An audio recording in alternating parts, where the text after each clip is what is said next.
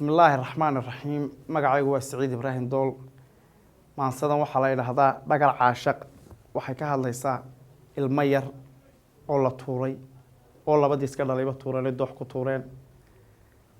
أو دقرتيسة ياله بالدقة ملابك آخره حال جاي ليه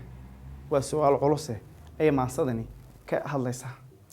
في المدينة بكجويسة filan waaga dhaliso dhakafaarka aadmigu waxa uu la dhaygagay dhacday yaab abuurto dhugtaad maqashay waa qarax dhaaftay aala tuurto dhabar aadmi lagu sido dhumac waxa ka sii weyn badda dhababacaysiyo dhul gariirka xilliyadan dalal badan ka dhacay dhibta baan u geystay dheegaynu ugu soo sumay dhiila waa guduutana inay dhilasa xuubkay dhoolka inta mooyee dhawaanshiya ma laho cuqubada dhacaysa sidii dhibic mahiigan ama ay xdhashii qubay dhulka eelka geliso macsi dhowristeedii dhayalsiga inkaaruhu waa wax soo dhibcaaye haddii aanu dhaadhaco dhambaalada hawraartii waxa dhaliyay maansadan dhugashada aqoontii oo indheergaradka dhiidhiya jili dhaca dhamaysiyo hoor baa ka soo dhici dhagar caashaq keentiye dhagxumadu u sabab tahay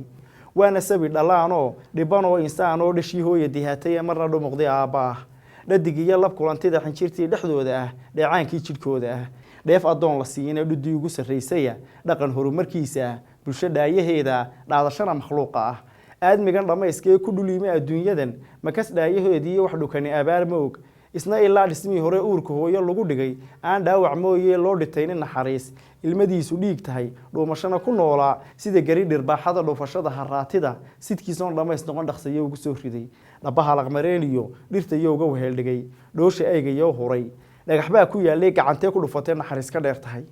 dhabumay maxaa dhacay horaad dheyda geliyay dambar buu dhur sugayay dhunkaaliyaa u qooshto dhabadaha raxmaaniga caanihii ku soo dhacay dhamimaysidii ay yidhi dhabar sabi xambaarow yaa dhufsaday xansheerkii hadduu dhaadka kala dhaco naxdintiisa dheeliga xuquuqdiisu dheerayd walqashiisa dhacantay maxaa looga magac dhigay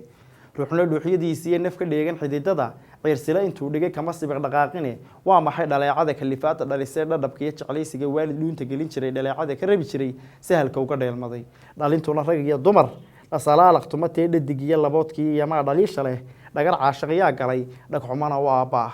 dhan kastaba ha noqotay dhafanihii wadaagow araartay qiyaamadu dhalan rogato ciidee qorraxaan dhacaynin dhakadiina suran tahay nafluhuna dhammaantii meel aan dhir iyo buurdhar iyo hoy lahayn oo dhumashadu mamnuuc tahay dhabu taagan yihiin oo qalimada wax dhigaya dhowris eebba mooye dhacsan yihiin awooduhu gafkan maanta dhacaya dhakadaadu sulan yahay kugu dhimay oo kaa dhimay kugu dheer cadaabina